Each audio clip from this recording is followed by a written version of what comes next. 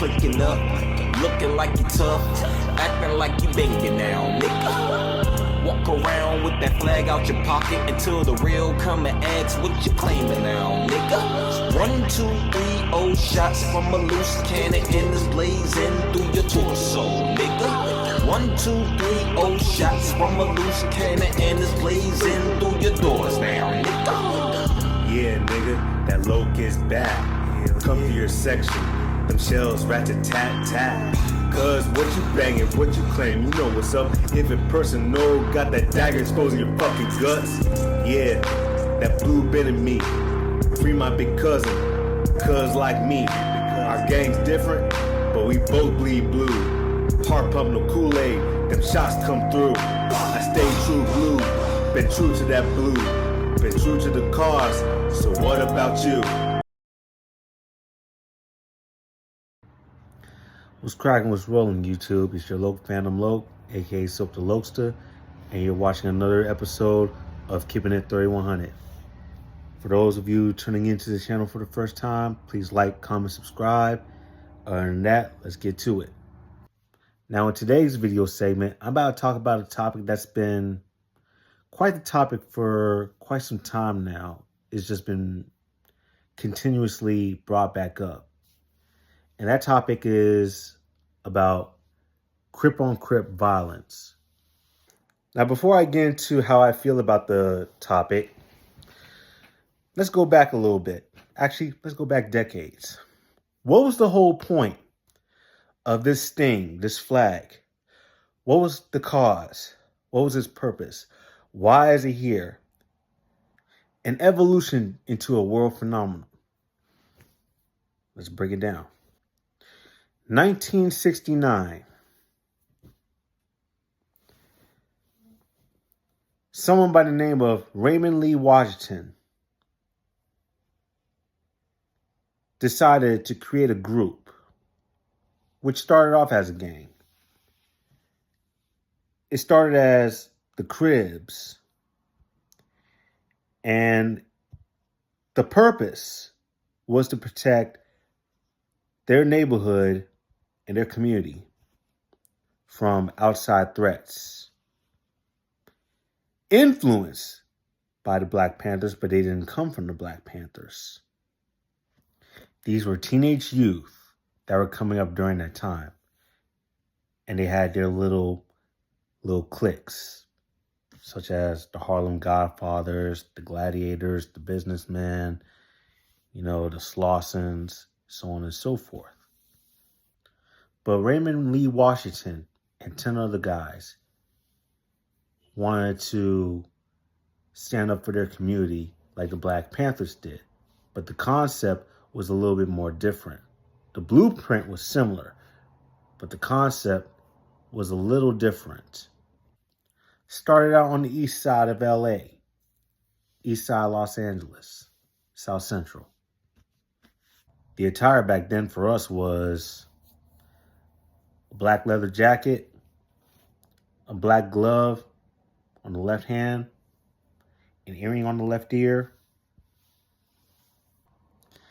Sometimes we would walk with canes. See, we didn't have a specific color that was specific to us until Buddha Loco died. And how we adopted the blue color was Buddha Loco used to carry a blue bandana. So that's when we adopted the color blue. So it's really a memorial color for us. And now it started off on the east side of LA, right? Then it went over to the west side. Then it went to Compton. So it started off with 3 sections: east side, west side, and Compton. But then as we got bigger, shit started changing. This is when the evolution started taking place. This is the beginning of when Crips became from a gang into something more. It grew and turned into something more. Crip is not a gang. to this day is not a gang. When it first started, it was. But now this is when it started becoming something more. Each individual Crip neighborhood started to identify themselves in their own specific way. So that's when you start having sets. The sets is basically the Crip gangs. That's when you have Crip gangs like the Rollin 30s, aka the original Harlems. You have the Rollin 60s. You have the 8-Tray gangsters. You have 4-Tray gangsters. You have East Coast. You have Gardena Payback, and so on and so forth. Now, also, what happens when something is growing big rapidly too fast? Start getting a big head. Started committing criminal acts instead of the original objective, which was protection. We started robbing. We started beating. Some Crip gangs even took on a bully persona. This is when blood gangs were formed. The ones that rebelled against us. The ones that would not basically be with our program. So they stood up against us. Then after a while, we started competing against each other. We started fighting each other because there were so many of us. And yeah, us as black people, but we're going to stay on topic. Us as Crips, we are very complicated and competitive as people. Whether it's on the dancing tip or squabble, whatever, we just like competing. Now, shit took a toll on September 27th, 1979. This was the day that the sea was broken. Two of the largest Crip gangs, the Rollin 60s and the 8-Tray gangsters, started feuding. Now, for my country people out there that are tuning into this channel, I know you guys heard of the Hatfields and the McCoys, right? Well, this was our Hatfield and McCoy situation. And for those who don't know who the Hatfields and the McCoys are, there are two families under the Confederacy, the Confederate flag, that feuded with each other for shit, I don't even know how long. And to be honest with you, I don't even know what it was over. There have been rumors. Some say it was over a pig. Some say it was over it was like a Romeo and Juliet thing. I'm not exactly sure. For all my Appalachians out there that know the story, comment, you know what I'm saying? But the situation with the 60s and the 8-Trays, this was our Hatfield McCoy incident. I'm going to post some video links on the bottom of this so that you guys could get some more info and all that on the situation with the 60s and 8-Trays, how that started. And also, I'm going to post links on another original Harlem 30 member that basically aligns with what I'm saying to you guys about this culture, this Crippin'. But now I could tell you my first view on that situation. That shit could have been avoided. There were a lot of mistakes that were made. And tensions were high. You know, nobody really believed who was telling the truth about that situation. And you got to keep in mind, you're dealing with two of the biggest Crip gangs that were both formed militant. Those two specific sets were built on war. They thrive on that. And a lesson to be learned here is why, first of all, you just don't recruit just anybody. You know what I'm saying? You don't, especially if they're from another Crip gang or whatever. If that was the situation, all you gotta look into their history. You gotta see if there's any baggage that came with that individual or is coming with that individual. And how that started off, what set it off? Well, that situation was like, you know, big brother, little sister mentality and all that shit. You know what I'm saying? Big brother always want to protect their sister and all, which is understandable and all that. But just in general, warring and beefing over a female is not worth it. And there have been a lot of Crip on Crip battles, wars that have occurred that was set off due to a female.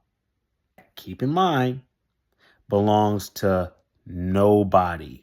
No wedding ring, you know what I'm saying? And probably not even a relationship. Just fair game. And niggas tripping. All because their ego and tender dick. But that's when you start having different types of Crips. Neighborhood Crips, Rollin Crips, Gangster Crips, Mafia Crips, Block Crips. You know what I'm saying? Etc., etc. All this started being broken down because of that specific war. It divided the whole Crip organization. It divided, you know, it just created a whole lot of division. And it was like, for most sets, you had to choose whether you gonna be moving with the gangsters or you're gonna be rolling with the neighbors. Now, my set is called Rollin 30s Original Harlems, okay? But we're not neighborhood Crips. We're Harlem Crips, but we push Rollin. But we are obviously allied with the neighborhood Crips from the West Side, which are the Rich Rollins, which, by the way, the 60s created the term Rich Rollin during the 80s. And we are also allied with the neighborhood Crips on the East Side, which are the East Coasts. Why would they call it East Coast if it's not like in New York or anything like that? It's just a way of saying East Side because it's on the east side of the 110 freeway in LA. So they decided to call it East Coast.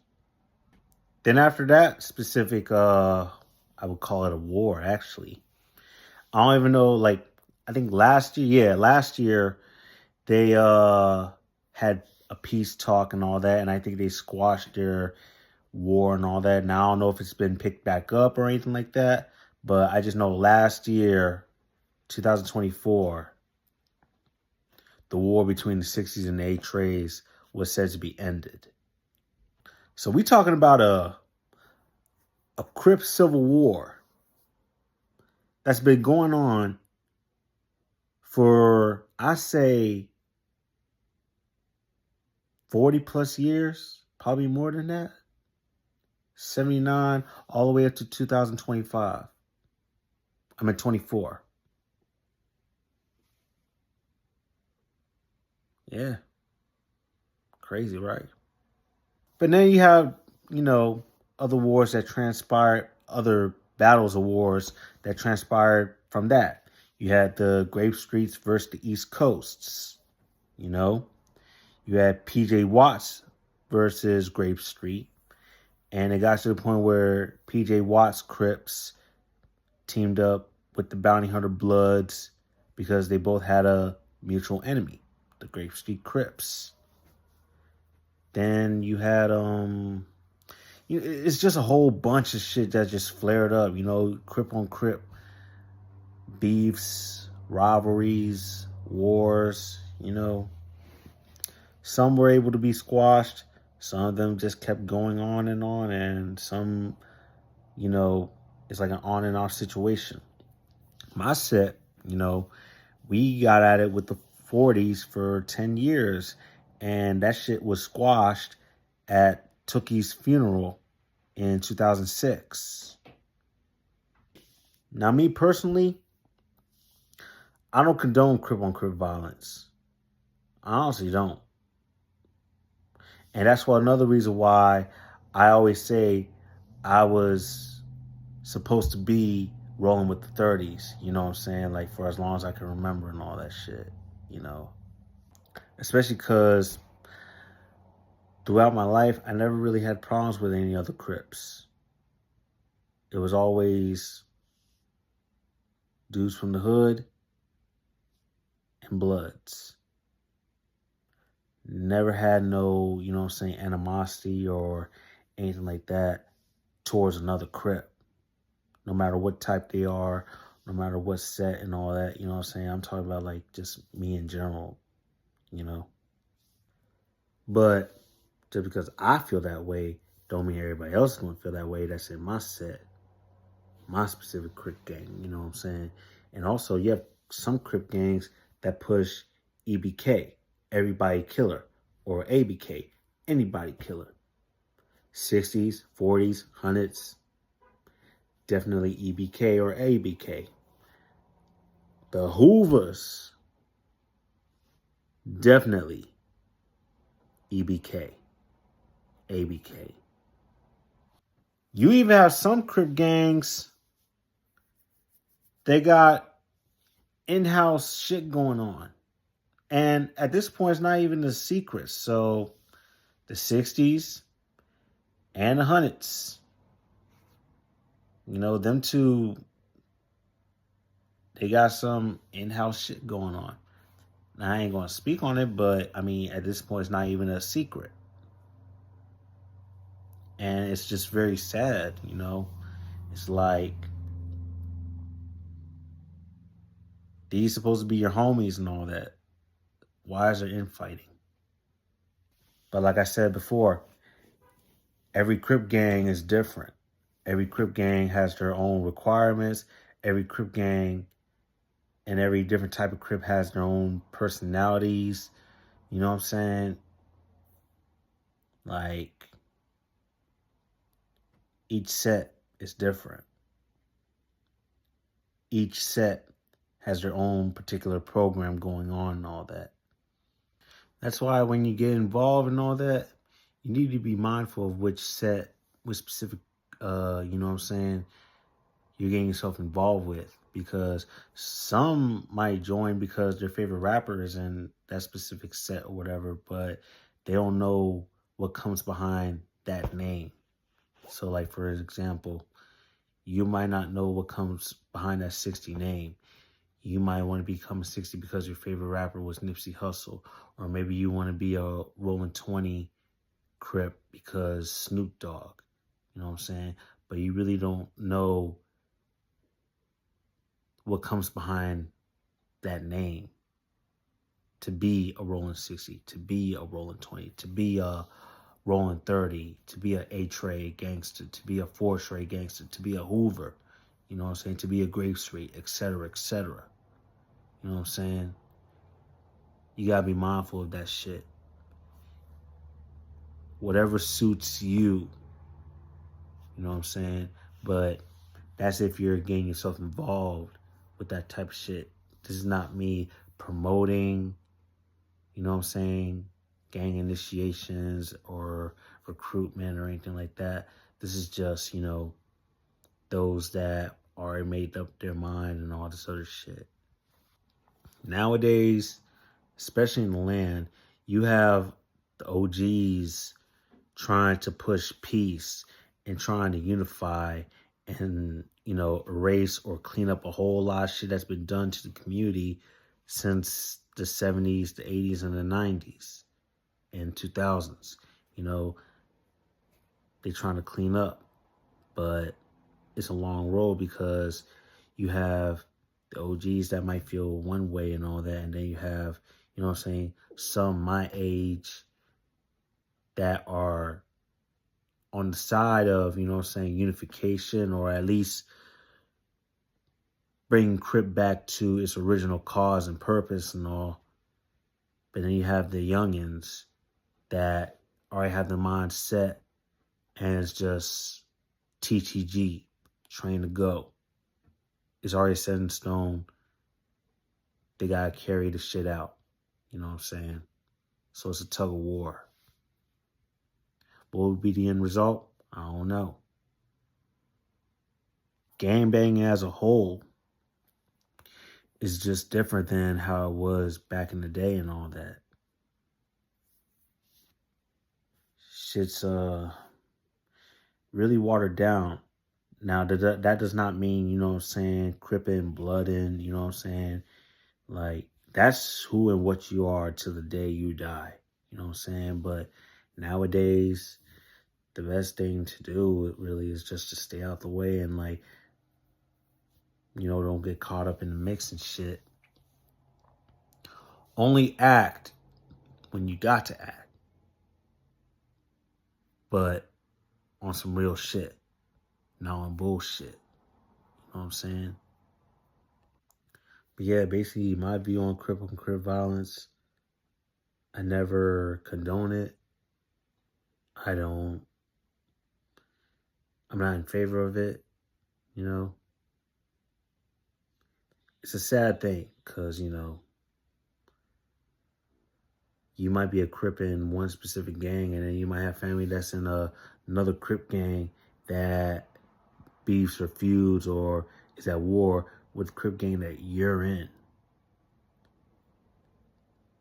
Now, when it comes to family, you can't really do anything about it. I mean, it is what it is and all that. Whether it's because they grew up on that side or they've been around that side or whatever the case is. You know what I'm saying? So when it comes to family, that's one thing, but they're homeboys. You know what I'm saying? That's a whole different story. But yeah, that basically covers up basically the topic of this discussion.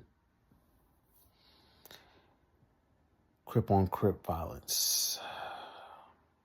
It's a sad thing, you know, because at the end of the day, no matter what type of Crip you are, no matter what Crip gang you're in, at the end of the day, our last name is the same, Crip. And the cause is the same. Basically, community protection. That's what we were supposed to be doing. It's sad how we got to this point, but I mean, only time will tell if things will change or if it will get worse or, you know. All I know is with me, I'm going to keep that shit original. And I'm going to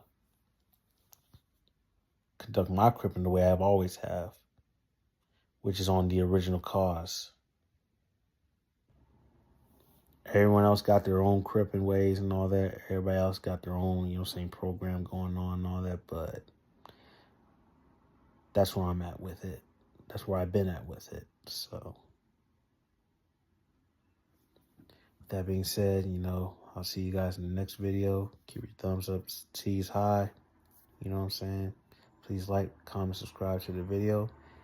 And I'll see y'all in the next video. You don't know now what said I claim. I claim 3-0. You ask what I bang? I bang 3-0 with an A in the middle. Avenues, cuz, but I ain't with the riddles. Keeps the 3100, but people not like me. I see the weird shit going on repeatedly. But I'm a go-getter. I goes and gets. Never a lazy ass nigga ambitious with my bets. Cross the line, pay the debt. Even with your life, pay the debt. Gotta pay the toll, that's how life rolls. I seen too many plays solid, but they always fold. Had a beating heart, froze that shit cold. Don't give a fuck, I'm in that fucking mode. Seen one side, but now it's the other side. One slick mouth, that life of yours, bye-bye.